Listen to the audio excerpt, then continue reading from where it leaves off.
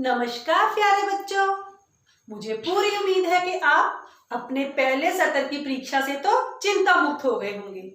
बच्चों, अब आपका द्वितीय सत्र शुरू होने जा रहा है। आप लोगों ने जैसे पहले सत्र में अच्छे से मेहनत की है ना, ऐसे ही आप लोगों ने द्वितीय सत्र में अच्छे से मेहनत करनी है। जैसे ही आपको काम भेजा जाता है, आपने उसको साथ ही साथ अपनी नोटबुक पे लिख लेना है और उसको याद भी करना है। और आपने जो अपनी नोटबुक पे काम लिखना है ना, उसकी जो है तस्वीर हमें भेजनी है, ताकि हमें पता चलता रहे कि आप लोग अच्छे से साथ ही साथ काम कर रहे हो या नहीं कर रहे हो। तो बच्चों, आज हम जो करने जा रहे हैं पाठ 12, उसका नाम है वृक्षारोपण। बच्चों, वृक्षों का हमारे जीवन में बहुत महत्व है। वृक्ष हमारे लिए बहुत उपयोगी है। वृक्ष हमारे लिए परोपकार का एक जीता जागता उदाहरण भी है। वो कैसे? एक फल से लदा वृक्ष अगर हम उस पर पत्थर मारते हैं तो वो वापस हमें पत्थर नहीं देगा, बल्कि उसके बदले वो हमें फल ही देगा। तो वृक्षों से हमें परोपकार की भी शिक्षा मिलती है। इसलिए बच्चों, हमें अधिक से अधिक वृक्ष लगाने चाहिए। आज जो हम वृक्षारोपण पाठ करने जा रहे हैं ना, ये एक एकांकी है। इसमें जो मुख्य पात्र हैं वो कौन कौन से हैं? मुख्य पात्र हैं सागर। सागर जो है एक, इसमें जो लड़का है उसका जन्मदिन है, ये एक मुख्य पात्र है। और उसके अलावा एक अध्यापिका है,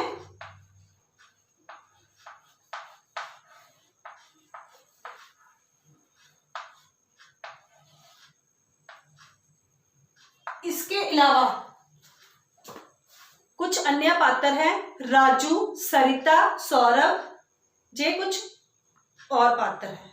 तो बच्चों, ये जो एकांकी है ये एक कक्षा का दृश्य है। कक्षा में अध्यापिका जो है वो खड़ी है, जो इसका मुख्य पात्र सागर है, वो उनसे पूछ रही है कि सागर, कल तुम्हारा जन्मदिन था तो तुम आए क्यों नहीं? तुम्हें तो कल आना चाहिए था ना। तो सागर अध्यापिका जी को बताता है कि अध्यापिका जी, हमारे घर जिस दिन भी किसी का जन्मदिन होता है एक विशेष तरह की परंपरा है। तो जो एक बच्चा होता है राजू, तो वो पूछता है सागर से कि तुम झूठ तो नहीं बोल रहे हो? तो सागर उनको बताता है कि मैं झूठ नहीं बोल रहा हूं, मैं सच बोल रहा हूं। अध्यापिका जी, जिस दिन हमारे घर में किसी का भी जन्मदिन होता है, सुबह सभी स्नान करते हैं और फिर घर में हवन डाला जाता है। उसके बाद घर में एक पौधा लगाया जाता है, जिसका भी जन्मदिन होता है वो एक पौधा लगाता है। फिर हम सब जो परिवार के सदस्य होते हैं वो मिलकर अपने गांव को जाते हैं, तो वहां भी हम एक पौधा लगाते हैं। तो अध्यापिका कहती है, अरे सागर, ये तो बहुत ही अच्छी परंपरा है। वृक्षारोपण जो है हमें सबको करना चाहिए। तो एक बच्चा सौरभ जो है वो पूछता है कि अध्यापिका जी, वृक्षारोपण क्या होता है?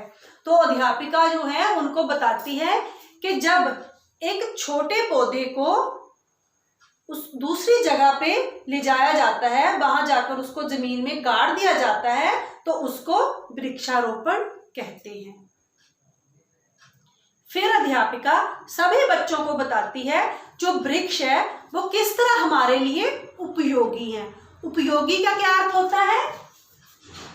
उपयोगी का अर्थ होता है लाभदायक।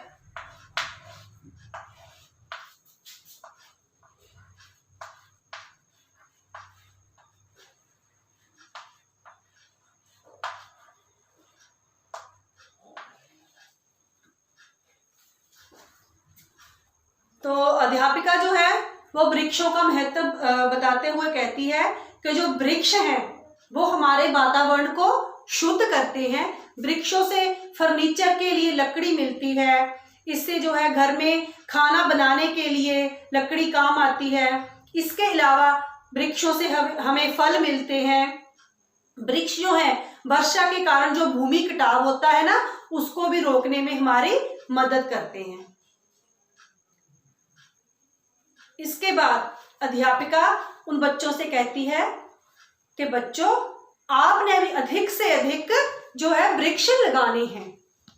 तो फिर जो सौरभ एक बच्चा है वो कहता है कि अध्यापिका जी, हम भी अपने स्कूल में, विद्यालय में वृक्षारोपण करें। तो अध्यापिका जी कहती है कि परसों जो है हमारे जो स्कूल का स्थापना दिवस है, हम सभी मिलकर प्रिंसिपल जी से बात करेंगे कि हमें जो स्कूल में है वो वृक्ष लगाने हैं। तो फिर जो अध्यापिका जी या प्रिंसिपल जो है स्कूल के, उनसे बात करती है कि हम जो स्कूल में है हम वृक्ष लगाएंगे। तो फिर जो है स्थापना दिवस का दृश्य है वो एकांकी में दिखाया जाता है कि सभी बच्चे इकट्ठे होकर 3-3 का समूह बनाकर विद्यालय में वृक्षारोपण करते हैं। तो बच्चों, आपने भी अधिक से अधिक वृक्ष लगाने हैं, ठीक है। ये तो एक जैसे जन्मदिन आपका होता है, उस दिन आपको तो अवश्य ही कोई ना कोई वृक्ष लगाना चाहिए। वृक्ष लगा के उसे ऐसे पौधा लगा के उसको ऐसे नहीं छोड़ देना है। पौधा लगाकर आपने उसकी देखभाल भी करनी है, उसको समय समय पर पानी देना है, उसको पशुओं से बचाना है, आपने ध्यान रखना है कि कोई जीव जंतु या पशु उसको खा ना जाए। वृक्षों के आपके जो है बहुत ही आपके लिए उपयोगी हैं, उनके बहुत ही फायदे हैं। वृक्ष जो है कभी किसी के साथ कोई भेदभाव नहीं करते हैं कि इसको मैंने छांव नहीं देनी है, इस व्यक्ति को मैंने फल नहीं देना है। ऐसे ही आप लोगों ने भी वृक्षों से सीख लेनी है, कभी किसी के साथ कोई भेदभाव नहीं करना है, आपस में सभी ने प्यार से मिलजुल कर रहना है।